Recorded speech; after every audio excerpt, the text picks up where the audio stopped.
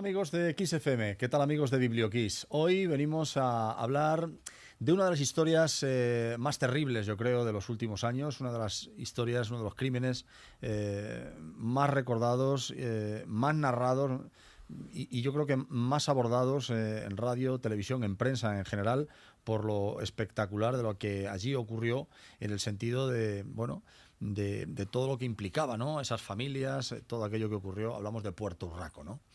Y para hablar de todo esto, de este crimen y hacer un análisis pormenorizado, que es lo que ha hecho él en este libro, para hablar precisamente del libro, tenemos a Luis Rosso, que es su autor. Bienvenido a BiblioKiss. ¿Cómo estás? Buenas, ¿qué tal? Muy bien. Bueno, digo que quizá Puerto Urraco sea el crimen que está marcado en la psique, ¿no?, de todos los españoles por excelencia. Eso es, seguramente alguna vez cuando doy alguna presentación, Sí. siempre digo que si no es el primer crimen, no, el crimen más conocido, más mediático en España, si no es el primero es el segundo, junto con el de Alcácer, son un poco los dos casos, que además ya no solamente es en el caso de Puerto Urraco, por el número de víctimas, que fueron 9, ¿vale? Sí. Sino, como ahora comentaréis un poquito, por el espectáculo mediático.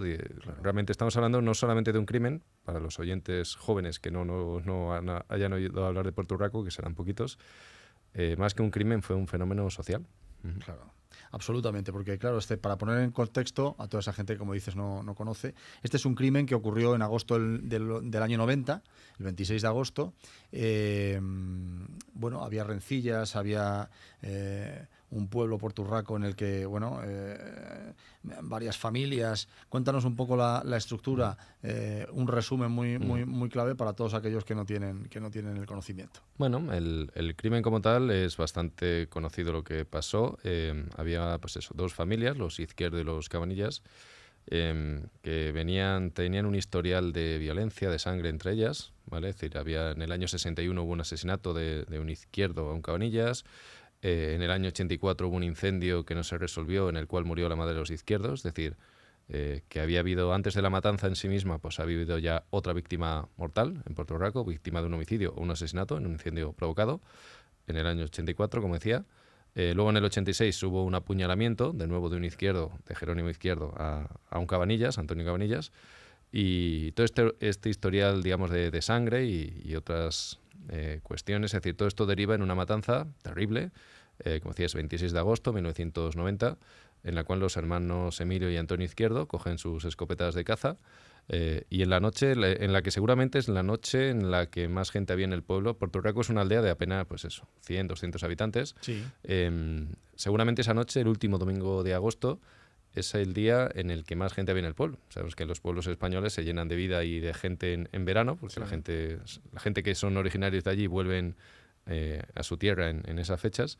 Y ya digo, ese día, que era seguramente esa noche, la noche en la que más gente había en el pueblo, los hermanos irrumpieron en el pueblo a través de un callejón, cometieron una matanza, es decir, mataron a 6 personas en primer tiroteo. Luego se bajaron a la entrada del pueblo. Es un pueblo muy pequeñito y solamente tiene una calle, una calle de entrada y salida. Y tras asesinar a 6 personas en la parte alta del pueblo, se dirigieron a la parte baja, a la entrada del pueblo, y ahí comenzaron a disparar a los coches que entraban y salían, y ahí mataron a otras 3. ¿Vale? Es decir, en total fueron 9 muertos los que... pues eso, 9 asesinados en esa matanza de Puerto Urraco la noche del 26 de agosto del año 90. Claro, ¿por qué escribes el libro ahora recopilando un poco toda esa historia, todos los antecedentes, todo lo que ocurrió en el entorno? Porque claro, lo decía antes él, no solamente fue ese crimen terrorífico, sino fue luego todo lo que se escenificó en torno a ese crimen. Las televisiones privadas recién nacidas prácticamente en ese año 89-90 bueno, hicieron de este crimen el primer espectáculo, ¿no?, televisivo en cuanto a información se refiere, ¿no? ¿Por qué ahora en 2026 vuelves a esa situación, vuelves a ese pueblo? Pues la génesis del libro es curiosa porque yo publiqué en el año 2022 un libro que se titula El crimen de Malladas, Sí. acerca de un crimen terrible ocurrido en mi pueblo, en Moraleja, en Cáceres, hace 100 años. Fue un quíntuple asesinato, hachazos, culparon a 5 inocentes, un proceso judicial terrible, una farsa. Destapé, pues digamos, varias cuestiones complejas y polémicas. Digamos, el éxito de ese libro, del crimen de Malladas, del año 2022, hizo que me encargaran, ¿vale?, escribir otro libro, en este caso sobre otro crimen ocurrido en Extremadura, y me propusieron hacer Puerto Urraco, ¿vale?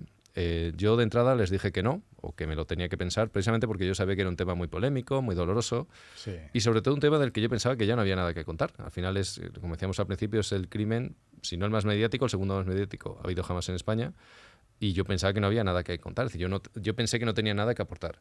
Aún así, les dije a la editorial, le dije que me lo iba a pensar un poquito y estuve, pues eso, viajé al pueblo y estuve allí, empecé a investigar un poquito también, pues eso, a ojear la prensa. Y yo enseguida me di cuenta de que sí que tenía algo que aportar y era esto que veníamos hablando.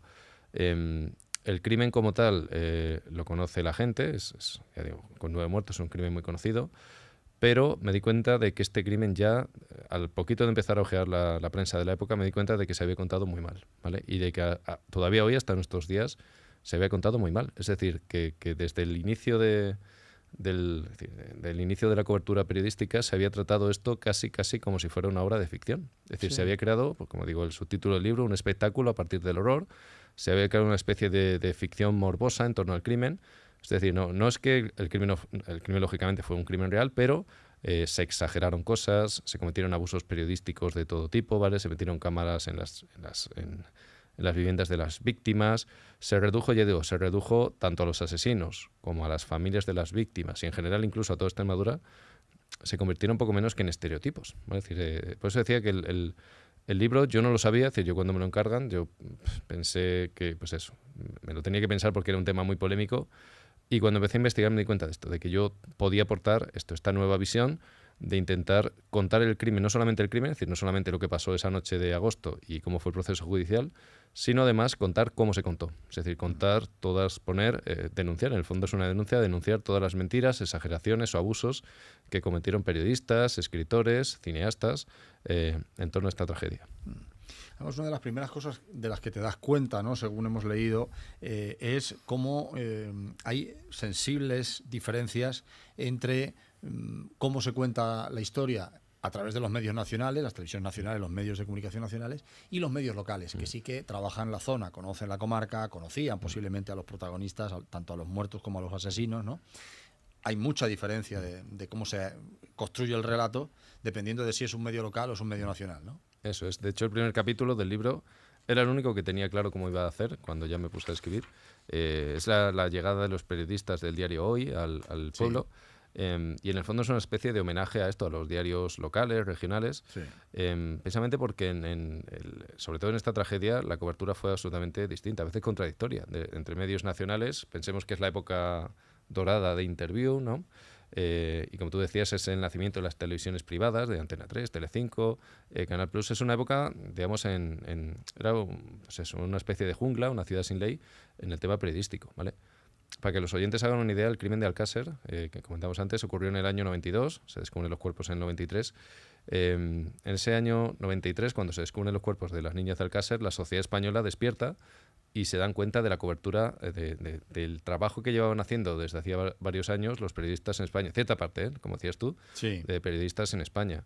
Ese despertar de la sociedad en torno al sensacionalismo, en torno a la telebasura recién surgida, hizo eso, que desde entonces hasta hoy pues tengamos una mayor sensibilidad, por más abusos que se cometan, ¿no?, y que se siguen cometiendo. Digamos, hay una sensibilidad nueva, yo creo que hemos mejorado mucho, pero eso, en el año 90, cuando ocurre Puerto Urraco, esa sensibilidad no estaba, y los únicos medios que se mostraban, digamos, objetivos o más cercanos a la verdad eran los medios locales, regionales, porque, como tú decías, al final ellos estaban, el diario Hoy o el periódico Extremadura, etcétera, ellos estaban hablando con los vecinos, con los alcaldes. Claro.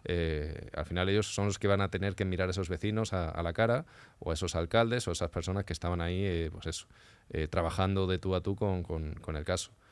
Fue precisamente eso, el primer capítulo es un homenaje a esto, a los periodistas regionales que dieron su granito de arena para aportar la verdad en este caso.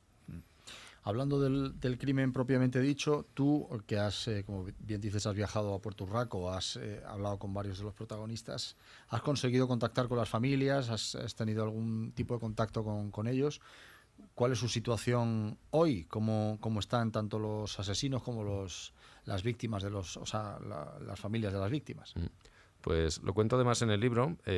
Yo decidí, cuando estaba empezando a investigar, lógicamente, como habría hecho cualquiera, seguramente cualquier periodista, Lo que yo tenía en la cabeza era eso, buscar familiares de las víctimas, buscar personas pues eso, que me pudieran contar de primera mano algún testimonio. Según iba avanzando en el libro me di cuenta de que no solamente eso era innecesario, sino que era seguramente inmoral.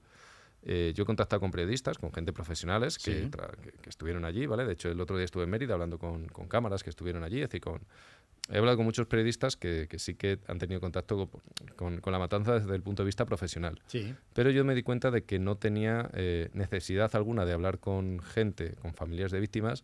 Lo primero porque al final el proceso judicial estaba más que claro, es decir, estaba muy claro lo que pasó. Yo no necesitaba que un familiar me contara de nuevo cómo perdió a su hijo, a su padre, a su hermano. Es decir, no tenía por qué pedirle que reviviera ese dolor para mí.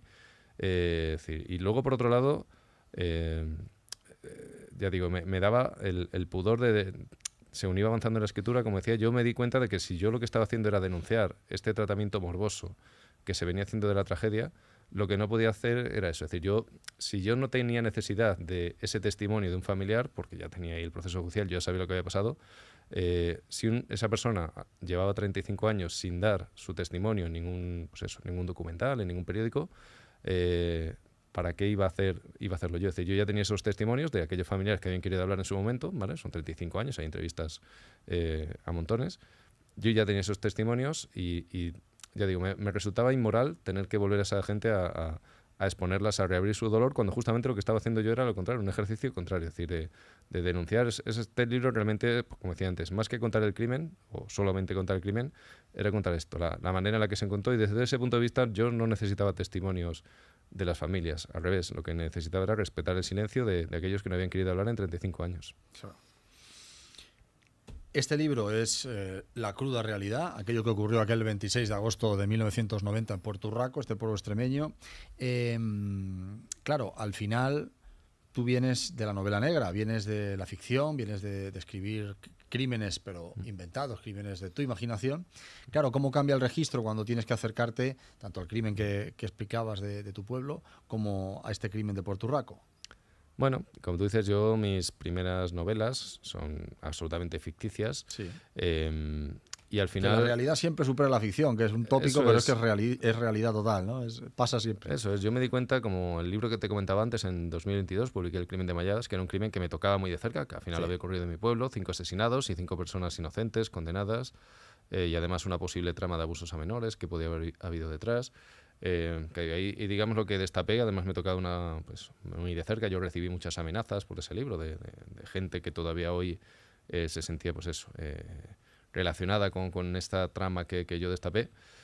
Y ya digo, yo ahí me di cuenta, mientras yo hice ese libro del año 2022, me di cuenta de eso, de que había que tener cierta sensibilidad a la hora de tratar estos temas. Claro. Ya digo, por un lado es la ficción, al final la ficción admite todo, permite todo, y ahí da igual. Es decir, hay autores que les gusta mucho, son muy gores, ¿no? Autores de novela negra, que son muy gores a la hora de hablar de estos temas, y me parece estupendo, me parece estupendo. Sí. Además, que se les vaya la imaginación con sus crímenes, estupendo, pero claro, a la hora de hablar de un crimen real, que toca a personas, pues eso, a personas vivas, a familiares, a víctimas, a familiares de las víctimas, hay que tener mucho cuidado y tener una sensibilidad muy distinta. Al final la ficción es una cosa, y ya digo, yo esto es algo pues eso, que he tenido que ir aprendiendo según he ido haciendo este libro y mi anterior libro, pues eso, de que no es lo mismo hablar de ficción, ¿vale? Y ahí hay completa libertad. Yo soy ahí partidario de que cada uno se invente los crímenes sangrientos que quiera.